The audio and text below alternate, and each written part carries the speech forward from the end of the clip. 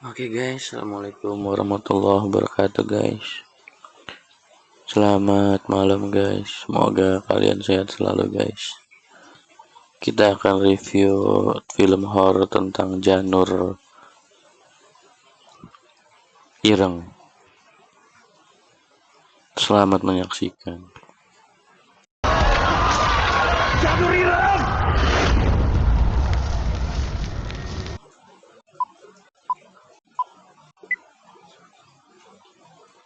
Hai seluruh, halo guys, selamat datang di channel Mamang Story. Film Janur Ireng adalah film prequel dari Suwudino yang tayang lebih awal di tahun 2023 lalu.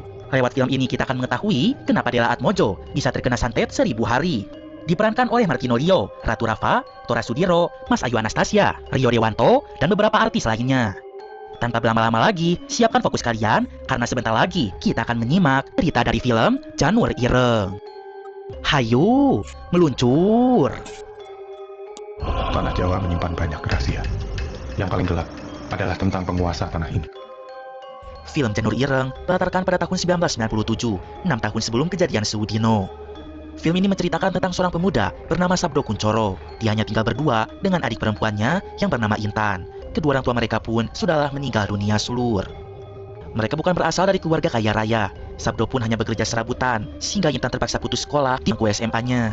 Walau seperti itu, Sabdo punya cita-cita, di mana ia sangat ingin menikah dengan pujaan hatinya yang bernama Erna. Suatu malam Sabdo terbangun dari tidurnya, lalu ia melihat di dapur ada seorang kambing hitam dengan matung jatuh dari atap. Dengan tangannya Sabdo menggenggam kepala kambing itu, lalu ia berteriak di luar rumah, bertanya kepada warga siapa yang telah berani mengerjainya. Tiba-tiba kepala kambing itu berubah menjadi kepala Intan. Itu seolah pertanda buruk jika Intan adiknya dalam keadaan bahaya. Tidak lama terdengar jeritan Intan di dalam rumah. Ternyata saat itu rumah hangus terbakar oleh api yang sangat besar. Beruntung hanya rumah yang hangus terbakar, sementara Intan masih hidup. Tetapi sekarang mereka bingung harus tinggal di mana. Setelah itu mereka berdua didatangi oleh seorang bapak-bapak bermobil. Bapak itu bernama Arjo Kuncoro. Ternyata dia adalah adik dari Kondoto Kuncoro, yang mana itu adalah bapaknya Sabdo dan Intan. Itu artinya, Pak Arjo adalah paman mereka berdua.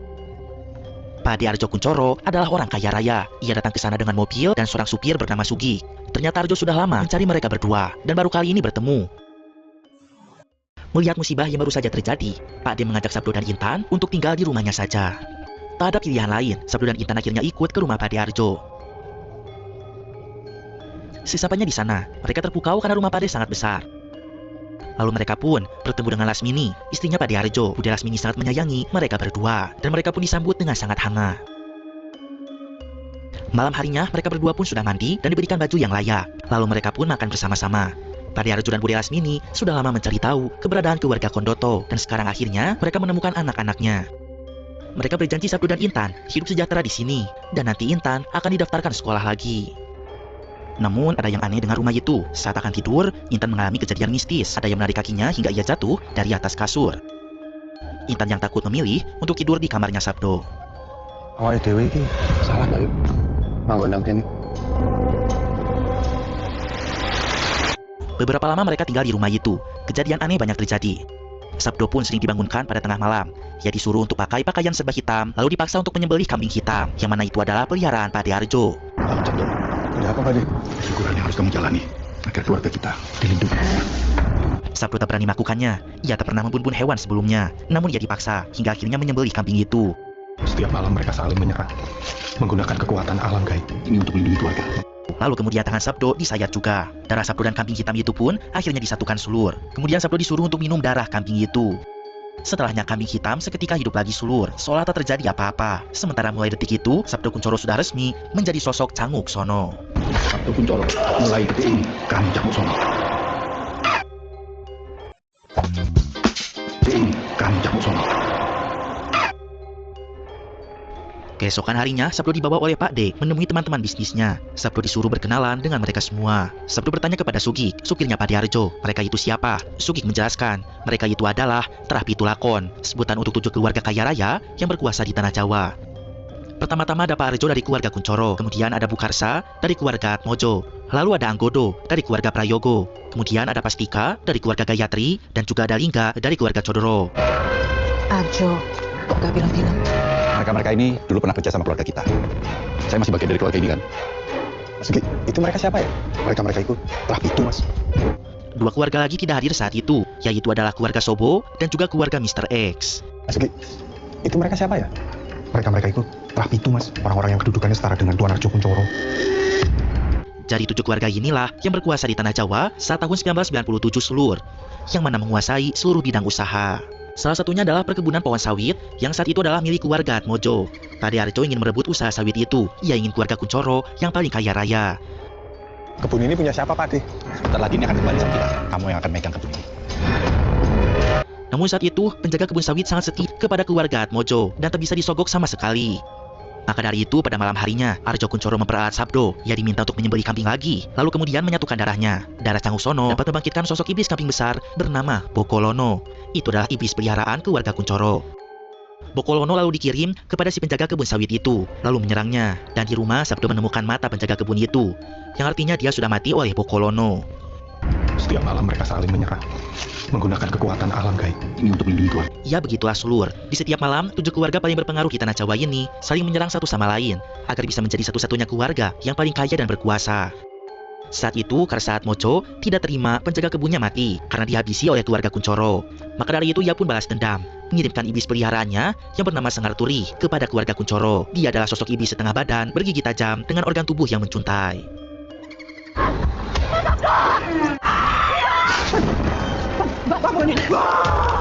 Saat itu Senggar Turi merasuki tubuh Intan, adiknya Sabdo. Intan seketika kesurupan, giginya berubah menjadi tajam. Ia berteriak ingin membunuh keluarga Kuncoro. Sabdo dicekik oleh Intan, lalu Sugik dan pembantu lain habis diserang oleh Intan. Dukun kepercayaan Arjo pun mati Sulur oleh serangan Senggar Turi. Intan lalu naik ke atas lampu. Ia berteriak jika semua keluarga Kuncoro akan mati. Lalu kepala Intan berhasil ditutup oleh kain putih. Hal itu membuat Senggar Turi tak bisa melihat apapun. Bude Lasmini mendekati Intan. Ia berteriak makhluk apa yang merasuki Intan dan apa tujuannya. Namun Senggar Turi adalah sosok yang sangat jahat dan juga kuat Sulur. Dia langsung mencekik Lasmini. Bahkan mereka berdua sampai melayang di udara. Lasmini dicekik sampai kehabisan nafas Sulur. Lalu kemudian Intan melepas Lasmini hingga ia terjatuh ke pecahan lampu kaca. Lalu kemudian Intan sadar dari pengaruh Senggar Turi. Nahas keesokan harinya, Bude Lasmini tak kuat menahan rasa sakitnya akibat serangan saat malam tadi, sehingga ia pun meninggal dunia. Hal itu pun menjadi duka yang sangat besar untuk keluarga Kuncoro, karena mereka telah kehilangan seorang Ranum. Nah, lalu apa artinya Ranum? Selama ini Lasmini memiliki peran penting di keluarga Kuncoro. Dia adalah seorang Ranum.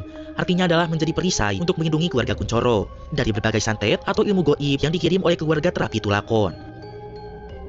Jika Lasmini tidak ada, maka keluarga Kuncoro tak punya perisai lagi, sehingga santet bisa kapan saja menyerang keluarga Kuncoro. Sebagai pembalasan dendam, di malam esoknya, Arjo mengajak Sabdo untuk melakukan ritual lagi, mengirim Bokolono ke keluarga Atmojo, yang mana telah mengirim Senggar Turi kepada keluarganya. Dan tiba-tiba Sabdo melihat ada jantung terlempar di rumah. Itu adalah jantung di keluarga Atmojo. Keesokan harinya, Sabdo diajak oleh Sugik, supirnya Pak Arjo, untuk ke suatu tempat. Ternyata Sugik mengajaknya ke rumah keluarga Karsa Atmojo, dan itu pun tanpa sepengetahuan Pak Arjo. Rupanya Sugik tak benar-benar setia kepada Pak Arjo. Dia itu adalah pengabdi di keluarga Atmojo. Selama ini ia diam-diam jadi pengintai di keluarga Kuncoro. Mbah Karsa Atmojo akhirnya bertemu dengan Sabdo. Ia tahu jika sekarang Sabdo telah menjadi Canguksono di keluarganya Kuncoro, di mana dia bisa dengan mudah mengatur sosok iblis Bokolono untuk menyerang siapapun. Karsa Atmojo kemudian menjelaskan jika Sabdo itu sebenarnya hanya dijadikan alat oleh Arjo untuk menghabisi keluarga Terapi Tulakon. Canguksono itu diibaratkan sebagai sosok penyerang. Keluarga Kuncoro itu sangat serakah. Dia ingin menjadi satu-satunya yang paling berkuasa. Mbah Karsa juga menjelaskan jika cepat atau lambat, Intan adiknya Sabdo akan dijadikan Ranum, menggantikan posisi Lasmini, supaya keluarga Kuncoro punya perisai lagi. Dan rupanya ada persyaratan untuk menjadi seorang Ranum. Dia harus berasal dari keluarga Kuncoro, dan ia pun harus menikah dengan sesama keluarga Kuncoro juga. Jadi kayak hubungan saudara gitu Sulur. Dan ternyata Bude Lasmini itu adalah adiknya Pak Arjo. Mereka dinikahkan secara paksa Sulur. Jadi saat itu Intan akan dinikahkan dengan Pade Arjo. Mereka sama-sama keluarga Kuncoro, supaya Intan bisa menjadi Ranum. Nah, jika mereka berdua menikah, nantinya cepat atau lambat akan punya anak. Anak itu akan Arjo jadikan sebagai Canguksono yang baru. Sementara Sabdo akan ia singkirkan dan tak pernah dibutuhkan lagi. Akhirnya Sabdo paham mengapa Pade Arjo membawa dirinya dan juga Intan ke rumahnya. Ternyata ada udang di balik bakwan. Maksudnya ada maksud terselubung. Mereka itu hanya akan dimanfaatkan. Tentu Sabdo tidak mau jika adiknya menikah dengan Pade Arjo dan dijadikan Ranum. Ia pun tak ingin lagi diperbudak menjadi Canguksono. Sepulangnya ke rumah, Sabdo melihat Intan sudah didandani seperti pengantin. Ia marah dan memberontak, namun ia langsung dilumpuhkan oleh Pade Arjo. Mereka pun akan menikah. Semua keturunan Kuncoro pun datang ke pesta untuk menyaksikan proses pembentukan Ranum yang baru. Di sisi lain, keluarga Atmojo dan Gayatri, mereka bekerja sama agar pernikahan itu gagal, supaya Kuncoro tak punya Ranum lagi atau perisai lagi. Ternyata banyak yang takut dengan keluarga Kuncoro. Keluarga itu diibaratkan lebih tinggi dari semua terapi tulakon. Dengan peliharaannya yaitu Bokolono, keluarga Kuncoro bisa saja menghabisi semua pesaingnya dan menjadi satu-satunya keluarga yang berkuasa di tanah Jawa. Maka dari situ mereka tak akan tinggal diam. Bahkan saat Mojo dan Patika Gayatri sepakat akan mengirimkan santet kuno bernama Janur Ireng kepada keluarga Kuncoro. Arjo harus dihentikan. Yang bisa menghentikannya hanyalah santet yang paling mematikan di tanah Jawa. Janur Ireng. Santet itu bisa menghancurkan siapapun. Caranya adalah menggabungkan 4 darah dari keluarga yang berbeda. Darah itu pun harus diteteskan kepada sebuah daun janur kuning. Saat itu keluarga Atmojo dan Gayatri sudah menumpahkan darahnya. Jadi tinggal perlu 2 darah lagi sulur. Di acara pesta pernikahan itu, Sabdo dan Intan dikurung di ruang bawah tanah supaya tidak memberontak. Namun saat itu Sugik datang menghampiri Sabdo. Dia berusaha bantu Sabdo untuk menggagalkan pernikahan adiknya dengan Pak Arjo. Sugik disuruh oleh Mbak Karsa agar Sabdo turut serta dalam santet Janur Ireng. Berikan darah segarnya kepada daun janur kuning itu. Sekarang sudah ada 3 keluarga terapi tulakon yang sepakat menyerang Pak Arjo dengan santet Janur Ireng. Hanya tinggal butuh 1 darah keluarga lagi. Tak ada pikiran lain supaya Pade Arjo lenyap dan Intan tak jadi menikah. Maka Sabdo akan memberikan darah segarnya agar santet Janur Ireng menyerang Pade Arjo. Walaupun tangannya diikat, dia membenturkan kepalanya sendiri sampai darahnya mengalir ke daun janur kuning yang Sugik bawa itu. Akhirnya ada 4 keluarga yang memberikan darah kepada janur kuning sehingga santet Janur Ireng mulai menyerang Arjo. Saat itu semua keluarga Kuncoro yang ada di pesta pernikahan tiba-tiba merasa kesakitan. Pesta yang menyenangkan itu pun seketika berubah menjadi menyeramkan. Mereka kesurupan dan membun-bun dirinya sendiri. Janur kuning yang melengkung di pernikahan seketika berubah menjadi hitam pekat. Saat itu Arjo sadar jika dirinya diserang oleh santet Janur Ireng. Janur Ireng! Kemudian Arjo pun tewas dengan kepala yang tungtung sulur. Di saat itu Sabdo dengan sigap membawa Intan keluar dari rumah ini. Namun tiba-tiba tubuh Intan lemah. Kulitnya pun seketika berubah menjadi warna ireng. Dan ternyata hal itu karena santet Janur Ireng juga. Di saat itu Mbak Karsa Atmojo datang bersama dengan Sugik sang pengkhianat dan juga Ingon atau peliharaannya yaitu Sengar Turi. Dia ingin berterima kasih karena Sabdo telah membantunya untuk menghabisi keluarganya sendiri yaitu keluarga Kuncoro. Ada yang ia lupa katakan saat semalam, jika santet Janur Ireng akan membuat seluruh keluarga Kuncoro mati. Tidak hanya Arjo Kuncoro saja, semua keluarga Kuncoro mati, terkecuali Cangguksono, yaitu adalah Sabdo. Jadi hanya dia yang akan selamat dari santet Janur Ireng. Tidak lama dari itu Intan pun meregang nyawa sulur. Setelah itu Karsa menunuh perut Sabdo. Dia tak akan membiarkan satupun keturunan Kuncoro untuk hidup, supaya Kuncoro di tanah Jawa dapat musnah.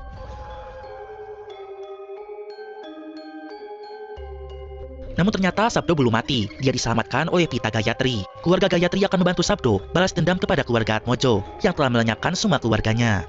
Rupa-rupanya keluarga Gayatri ingin menghancurkan keluarga Atmojo juga. Dia akan memanfaatkan Sabdo agar keluarga Atmojo bisa musnah. Keluarga Gayatri dapat menjadi satu-satunya yang paling kaya dan berkuasa di tanah Jawa. Ya, jadi intinya, ketujuh keluarga paling berpengaruh di tanah Jawa itu saling menyerang satu sama lain sulur untuk berlomba-lomba menjadi yang berkuasa di tanah Jawa. Sabdo pun akan diajarkan ilmu Sewudino untuk menyerang keluarga Atmojo. Lalu kemudian keluarga Gayatri menjemput Erna dari kampung untuk bertemu dengan Sabdo. Mereka pun dipertemukan supaya Sabdo berpikir jika keluarga Gayatri benar-benar baik kepadanya. Beberapa tahun kemudian, Sabdo sudah hatam mempelajari ilmu Sewudino. Dia akan menyerang Dela, cucu Mbah Karso Atmojo. Entah bagaimana, Sengar Turi peliharanya Atmojo dapat Sabdo kendalikan untuk menyerang balik keluarga Atmojo sulur. Dela pun kesurupan Sengar Turi. Dia berteriak, semua keluarga Atmojo akan mati. Dan film Janur Ireng berakhir sampai di sini. Kemudian dilanjutkan ke cerita film Sewudino.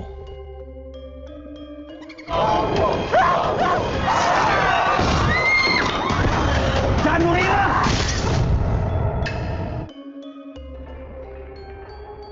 Di film Sewudino, kita akan melihat kelanjutan kisah Dela Atmojo dirasuki Sengar Turi.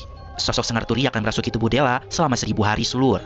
Dan setelah hari ke-1000, Dela akan meninggal karena nyawanya dijadikan tumbal. Sosok Sengar Turi sangatlah ganas. Dia mampu mengendalikan tubuh Dela hingga tak terkendali. Menurut cerita, selama dirasuki Dela telah membunuh semua keluarga Atmojo, termasuk ayah ibunya sendiri. Melihat keluarganya habis karena korban santet, Mbah Karsa merasa was-was. Ia pun tidak mau jika Dela diambil oleh Sengar Turi, karena ia adalah satu-satunya anggota keluarga Atmojo yang masih tersisa. Oleh karena itu, Mbah Karsa meminta bantuan kepada orang pintar yang bernama Mbah Tamin. Menurut Mbah Tamin, agar Dela bisa diselamatkan, mereka harus melakukan sebuah ritual yang bernama basuh sedo. Ritual basuh sedo ini artinya membasuh tubuh orang yang sudah mati. Tujuan sebenarnya dari ritual ini adalah untuk menenangkan amukan Sengar Turi yang merasuk ke dalam diri Dela. Ritual ini pun harus dilakukan setiap hari sampai mencapai hari yang ke-1000. Ritual ini dilakukan pada senja hari, kira-kira pukul 5 sore, sampai sebelum matahari terbenam. Sebelum melakukan ritual, orang yang melakukan upacara ini, tubuhnya harus dibungkus oleh kain jari yang telah direndam oleh air kembang 7 rupa dan diasapi pula oleh asap kemenyan, supaya kehadiran mereka tak dapat dirasakan oleh Sengar Turi. Selanjutnya harus disiapkan air dalam baskom, lalu mengambil sejumput kembang secara berurutan. Mawar merah, mawar putih, melati, kenanga, sedap malam, cempaka putih, dan melati gambir. Sebelum memulai ritualnya, Dela harus diikat terlebih dahulu. Setelah tangan dan kaki Dela dipastikan terikat, keranda pun boleh dibuka dan diletakkan di sisi kanan tubuhnya. Pembasuhan pun dimulai dari kaki, tangan, perut, wajah, dan punggung sambil mengucapkan mantra. Tentu saja Mbah Karsa yang sudah tua tidak bisa melakukan hal ini sendirian, maka ia membutuhkan bantuan orang lain untuk melaksanakan basuh sedo pada cucunya itu. Karsa pun sempat memiliki pembantu khusus untuk memandikan Dela. Pembantu-pembantu itu pun cukup memandikan cucunya saja dan akan digaji lebih dari 10 juta setiap bulannya. Mereka tidak perlu bingung karena Mbah Karsa sudah menyiapkan tata cara ritualnya melalui sebuah kaset. Namun pekerjaan ini tak semudah kelihatannya. Sosok Sengar Turi selalu mencari cara agar pembantu itu mengalami kesalahan saat melakukan ritualnya, sehingga mereka pun akan lengah dan dibantai habis oleh Dela hingga pindah alam. Tak terhitung sudah banyak para pembantu yang menjadi korban amukan Dela. Tetapi Mbah Karsa selalu mencari pembantu yang baru. Dia pun membuka lowongan pekerjaan yang ada di kota maupun di desa dan diiming-imingkan gaji yang tinggi, yaitu 10 juta per bulan. Sehingga banyak yang tergiur dengan iklan lowongan tersebut. Kemudian film berfokus kepada kehidupan seorang perempuan desa bernama Sri Rahayu, seorang perempuan muda yang bekerja di sebuah warung makan. Sesampainya di warung makan, Sri langsung bekerja melayani pelanggan yang ada di sana. Saat itu ada seorang pelanggan laki-laki yang terlihat sangat aneh. Ternyata dia adalah Sabdo Kuncoro. Diam-diam dia memperhatikan Sri, karena Sri memiliki darah yang sama dengan dirinya. Kemudian tampak terlihat Sri berbincang dengan pemilik warung. Supaya silaturahmi tidak terputus, bolehkah pinjam 500? Seperti itulah kata-kata yang Sri lontarkan kepada ibu pemilik warung. Karena saat itu Sri memang sedang BU alias butuh uang sulur. Kini bapaknya sedang sakit dan butuh biaya pengobatan. Namun alih-alih meminjamkan uang, pemilik warung kini tengah merugi. Banyak orang yang makan sampai 3 piring, tapi ngakunya cuma 1 piring sulur. Intinya si ibu nggak bisa minjemin uang. Lalu dia menyarankan Sri agar melamar saja jadi asisten di keluarga Atmojo. Kebetulan mereka sedang buka lowongan lagi. Awalnya Sri kebingungan, kenapa keluarga Atmojo sangat sering mencari pembantu. Ibu pemilik warung menjelaskan jika Sri tidak usah bingung, karena keluarga Atmojo itu memiliki banyak bisnis dan usaha, dan yang menjadi bisnis utamanya adalah bisnis kuliner. Jaringan restoran yang dimiliki oleh keluarga ini tersebar dari ujung Pulau Jawa bagian barat sampai ke bagian timur. Dari sini kita bisa mengetahui betapa terpandangnya keluarga Atmojo pada zaman tersebut. Nyebar dari timur sampai barat Pulau Jawa, rumah makannya keluarga Atmojo itu. Akeh. Akhirnya Sri mencoba peruntungan melamar pekerjaan tersebut. Dengan sepeda ontelnya, Sri akhirnya sampai di rumah keluarga Atmojo. Namun ketika itu, tekadnya seketika ciut, karena banyak sekali orang-orang yang ingin melamar pekerjaan itu. Dan rata-rata mereka adalah tamatan SMA, sementara Sri hanya lulus di bangku SMP. Mbak, nomor 3, Asmawati yuk. Tidak lama kemudian hujan pun turun dengan cukup deras. Sri memilih memutarbalikkan sepedanya dan berniat pulang saja. Namun ketika itu sepedanya malah tertabrak oleh sebuah mobil. Kemudian keluarlah seorang pria yang bernama Sugik, yang merupakan supir keluarga Atmojo. Nah, Sugik ini sudah kita kenal ya di film Janur Ireng. Dan sekarang dia pun sudah benar-benar menjadi abdi di keluarga Atmojo. Karena Sri terluka, ia pun dibawa masuk ke dalam rumah untuk diobati terlebih dahulu. Saat sedang diobati, tanpa disangka-sangka, Sri dipanggil oleh Mbah Karsa Atmojo. Kita pun sudah kenal ya sama beliau ini. Dia bisa mencium anak yang lahir pada malam Kliwon, maka ia pun menyuruh Sri untuk masuk ke dalam kamarnya. Ternyata salah satu syarat untuk melakukan basuh sedo adalah harus dilakukan oleh orang yang lahir pada malam Kliwon. Sehingga saat itu Mbah Karsa sangat ingin Sri bekerja untuknya. Sebenarnya Sri merasa ketakutan, apalagi melihat Mbah Karsa yang kini sebelah wajahnya buruk rupa, dan tubuhnya pun dipenuhi oleh borokan. Sri merasa ada yang aneh dengan keluarga ini, namun di sisi lain, ia sangat membutuhkan uang. Ada biaya pengobatan bapaknya yang harus ia bayar. Mau tidak mau Sri pun menerima tawaran Mbah Karsa, yaitu bekerja untuk keluarganya. Keesokan paginya Sugik datang ke rumah Sri untuk menjemputnya bekerja ke rumah Atmojo. Di dalam mobil pun sudah ada 2 wanita lain yang juga akan bekerja bersamanya. Mereka adalah Erna, pacarnya Sabdo di film Janur Ireng, dan juga ada Mbak Dini. Entah mengapa Erna bisa ada di sini. Apakah dia sudah putus dan tidak lagi memiliki hubungan dengan Sabdo Kuncoro? Hal aneh pun terjadi saat itu, di mana secara misterius terdapat sebuah tanda yang sama di pergelangan tangan mereka. Sugik berkata itu adalah pertanda bahwa mereka sudah resmi bekerja pada keluarga Atmojo. Kemudian Sri merasa kebingungan karena mereka tidak diantarkan ke rumah keluarga Atmojo, melainkan ke sebuah gubuk yang terletak di tengah hutan. Di sana mereka bertiga pun dipertemukan dengan Mbah Tamin, dukun kepercayaan Mbah Karsa. Dan di saat itulah mereka baru diberitahu bahwa tujuan mereka dijadikan pembantu oleh Mbah Karsa adalah untuk melakukan basuh sedo kepada cucunya yang bernama Dela Atmojo. Mereka diberitahukan apabila remaja perempuan itu tengah dikirim santet sehingga badannya terasuki setan jahat yang bernama Sengar Turi. Kini Dela pun dikurung di dalam sebuah ruangan dalam kondisi terikat dan ditutupi pula oleh keranda mayat. Ketika memasuki ruangan itu, mereka seketika mencium bau busuk. Bau itu bersumber dari tubuh Dela yang sekujur tubuhnya mengalami borokan dan terus-menerus mengeluarkan nanah. Mbah Tamin pun menjelaskan tentang ritual basuh sedo. Saat itu Dini adalah orang pertama yang mencoba melakukan ritualnya sambil mendengarkan tata cara melalui kaset. Pertama, mawar merah. Jangan membuka keranda dalam kondisi cucu saya tidak terikat. Saat membersihkan area wajah, seketika Dela menggigit tangan Dini menggunakan gigi tajamnya. Melihat itu Sri sangat terkejut. Ia rasa ini tidak beres dan ia pun mengajak Erna untuk segera pergi dari sini dan tidak jadi bekerja kepada keluarga Atmojo. Namun sayangnya mereka telanjur membuat perjanjian. Mereka pun tak bisa kabur karena Mbah Tamin sudah memasang pagar goib di sekeliling hutan ini. Pagar goib itu ditandai dengan payung mayit yang tertancap di tanah. Ketika mendekati payung itu, Sri, Erna, dan Dini akan merasa pusing selur dan seketika pingsan. Jadi bisa dipastikan bahwa mereka semua tak akan ada yang bisa keluar dari hutan tersebut. Sesadarnya dari pingsan, kemudian Sri diberikan secangkir es teh manis hangat. Ia diberitahukan oleh Mbah Tamin apabila mereka bertiga tidak dapat keluar dari hutan ini. Mereka sudah terikat dengan perjanjian Mbah Karso. Jalankan saja tugasnya. Saat ini sudah hari ke-997, 4 hari lagi menuju Sewudino. Setelah itu mereka dapat pulang ke rumahnya masing-masing. Kemudian Mbah Tamin dan Sugik pun pamit kepada mereka. Beberapa lama kemudian, masih di ruangan tengah, Erna tak habis pikir siapa yang telah tega menyantet Dela sampai seperti ini. Mbak Dini menjawab tidak heran karena keluarga Atmojo itu banyak sekali musuhnya. Mbak Dini pun meminta mereka agar bisa bekerja sama dengan baik selama 4 hari ke depan. Ingatlah kepada keluarga masing-masing, mereka berharap banyak sama kita, ucap Mbak Dini. Keesokan harinya, Mbak Dini mengajari Erna dan Sri untuk memompa air. Kemudian ia bertanya siapa yang akan menemaninya untuk basuh Dela sore nanti. Karena Sri terlihat ketakutan, akhirnya Erna bersedia untuk menemani Mbak Dini sore nanti. Namun rencananya berubah. Saat siang hari, Mbak Dini kebingungan karena pompa air menjadi seret selur. Maka dari itu Mbak Dini meminta Erna ketika sore nanti melakukan basuh sedo sendirian karena ia dan Sri harus membenarkan pompa tersebut. Petang pun tiba. Mbak Dini dan Sri masih berusaha membenarkan pompa air. Mbak Dini pun meminta Sri mengambilkan palu kecil di kotak perkakas. Ketika itu Sri pun mendengar rekaman suara Mbah Karsa dan melihat Erna sedang melakukan basuh sedo. Hari ke-997 pun berlalu dan kini sudah masuk ke hari 998. Hari itu tampak semuanya berjalan dengan lancar, dan mereka bertiga akhirnya dapat istirahat. Ketika sedang tidur, Sri mendapatkan mimpi yang aneh. Di dalam mimpinya, ia terbangun di sebuah liang kubur yang mana sangat besar, dan dia berada di tengah-tengah ladang tebu.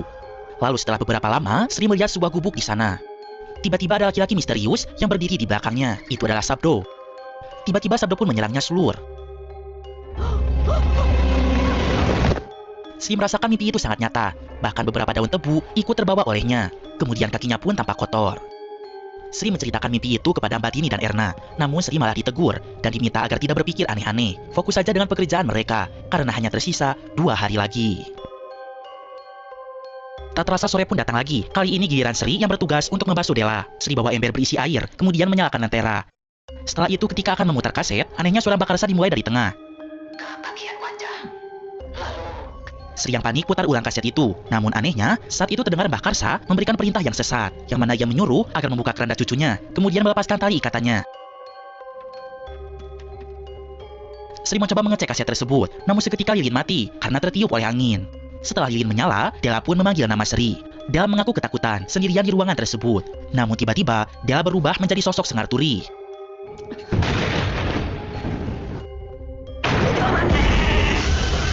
Sri yang menjadi ketakutan langsung dihampiri oleh Mbak Dini.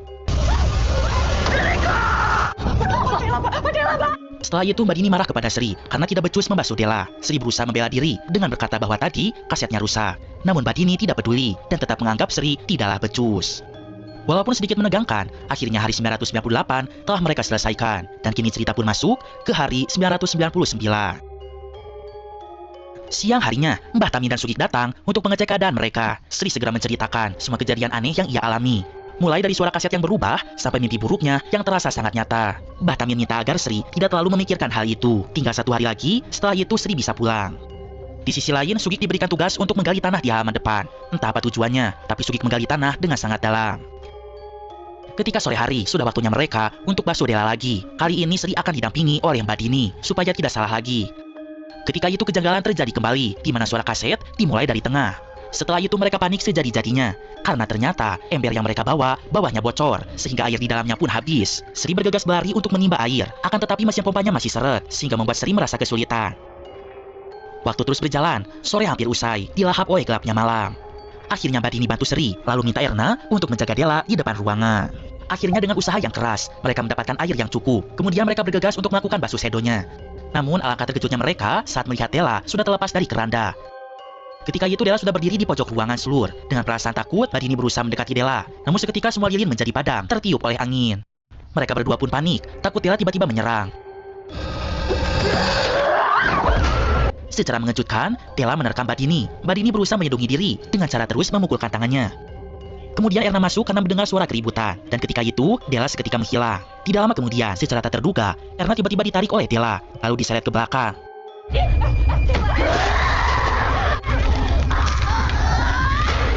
Ketika itu Sri berusaha memasukkan kembang 7 rupa ke dalam air baskom. Kemudian air itu pun ia siramkan kepada Della, sehingga membuat Sengar Turih menjadi lemah. Setelah Della bisa dikendalikan, mereka bertiga mulai basuh sedo sebelum matahari terbenam. Dengan penuh kekacauan, hari ke-999 akhirnya telah usai. Dan kemudian sampailah cerita pada hari ke-1000, Sewudino. Keesokan harinya, mereka seketika dibuat panik karena melihat kunci gembok ruangan Della sudah terbobol secara misterius. Mereka pun melihat apabila Della sudah melarikan diri dengan menerobos dinding rumah. Mbak Dini seketika berpikir apabila Della masih ada di sekitar rumah ini, dia tak akan bisa pergi jauh karena pagar goib yang sudah dipasang oleh Mbah Tamin.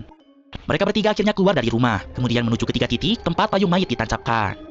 Mbak Dini melihat salah satu payung sudah dalam keadaan terlepas. Ia pun segera menancapkan payung itu kembali. Namun tiba-tiba ada seseorang yang memukul kepalanya dari arah belakang.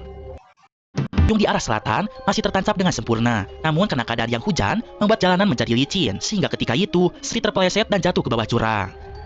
Di saat itu terlihat Della ada di belakang Sri. Kemudian dia menyerang Sri dengan cara mengikat lehernya Slur. Beruntung tidak lama Mbah Tamin datang. Kemudian ia menyiram tubuh Della dengan air kembang sehingga membuatnya jadi lemah dan tidak berdaya. Namun tiba-tiba ada seseorang yang menunuk punggung Mbah Tamin dari arah belakang.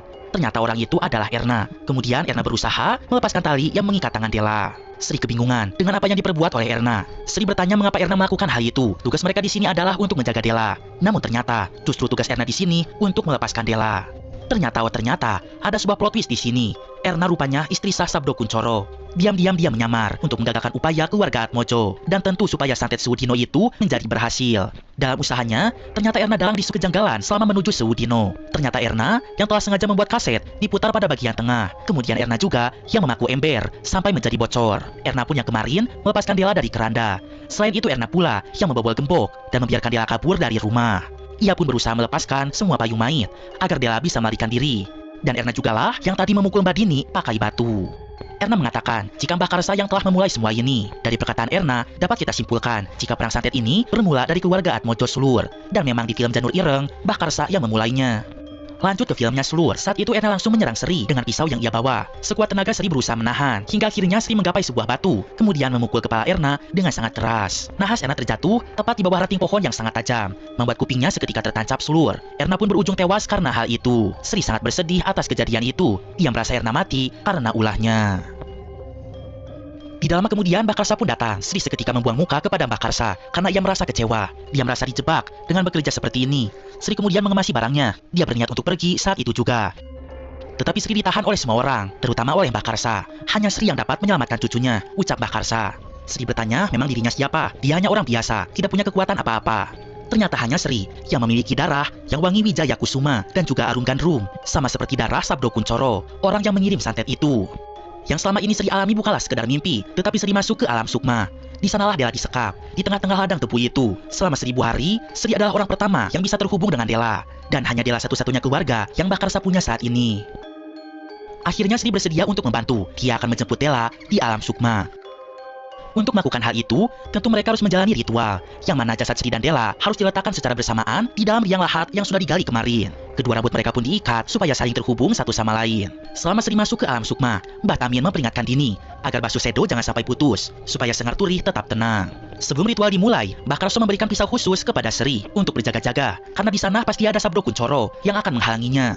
Mbah Karsa sangat berharap agar Sri membawa kembali Della cucunya.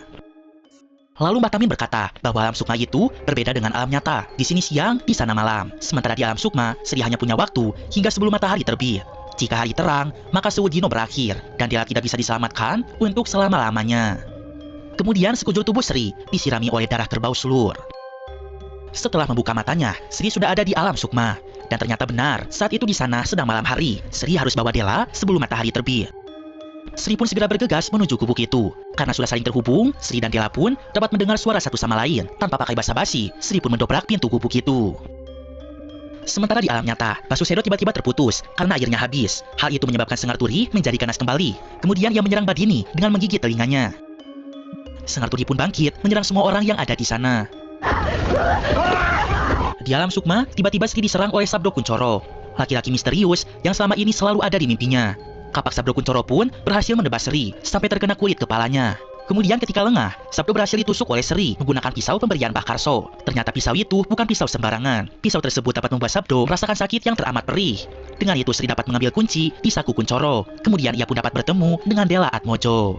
Ternyata selama ini Della dikurung di dalam kamar itu sulur selama 1000 hari. Akhirnya ada orang yang datang menjemputnya. Tidak lama kemudian, Sabdo Kuncoro bangkit kembali, lalu menyerang Sri.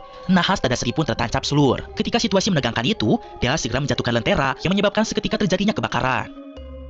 Gubuk itu pun menjadi terbakar. Ketika itu Sri dan Della pun dapat terbebas dari Sabdo Kuncoro. Di alam dunia, Della dapat terbebas dari cengkraman Sugik. Kemudian ia menghampiri Mbah Karsa. Sengar Turi berkata, saat ini giliran Karsa untuk mati. Dia akan mati di tangan cucunya sendiri. Mbah Karsa meminta agar Sengar Turi mengingat kembali jika dulu dia mengabdi kepadanya. Sengar Turi adalah ingonnya saat dulu. Sejak dulu Mbah Karsa sudah menganggap Sengar Turi sebagai anaknya sendiri. Namun saat itu, Sabdo, orang yang tersisa di keluarga Kuncoro, merebut Sengar Turi darinya. Mbah Karsa minta Sengar Turi agar mengingat kembali bahwa ia menyayanginya. Di alam sukma, pada saat detik-detik sebelum matahari terbit, Sri dan Della bergegas menuju liang lahat agar bisa kembali ke alam dunia. Namun mereka malah dihalangi oleh sosok Sengar Turi yang sangat menyeramkan. Sri pun menusuk Sengar Turi dengan pisaunya yang membuat ia kesakitan. Pada akhirnya mereka dapat kembali ke alam dunia dalam keadaan selamat.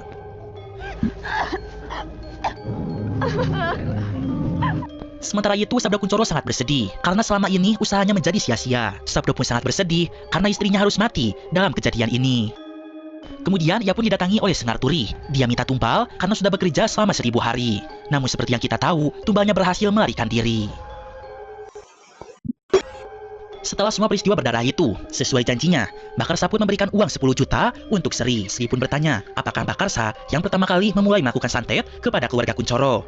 Mbah Karsa menjawab, sebaiknya Sri tidak terlalu tahu tentang hal ini. Sedikit hal yang ia tahu, maka itu akan lebih baik untuknya. Akhirnya Sri pun mengembalikan uang 10 juta itu, dan kemudian ia pamit pulang. Di bawah derasnya hujan, Sri diantarkan pulang kembali ke rumahnya oleh Sugik. Saat di dalam perjalanan, Sugik mengetahui apabila Sri tidak menerima uang pemberian Mbah Karsa. Sugik mengatakan Sri telah melakukan hal yang tepat, karena jika uang itu diterima, maka ia akan bernasib sama seperti dirinya, yaitu terus terikat dengan Mbah Karsa. Sementara itu, karena tak dapat memberikan tumbal kepada Sengar Turi, Sabdo Kuncoro akhirnya tewas mengenaskan dengan kepala yang terpenggal. Film kemudian diakhiri dengan Sri yang kini hidup dengan tenang. Kemudian ia menemukan uang 10 juta itu ada di depan rumahnya. Namun Sri tetap menolak uang tersebut, lalu membuangnya ke tengah jalan. Oleh karena itulah Sri pun tidak terikat lagi dengan Mbah Karsa ataupun keluarga Atmojo. Kemudian tanda di pergelangan tangannya seketika menghilang. Dan film pun berakhir.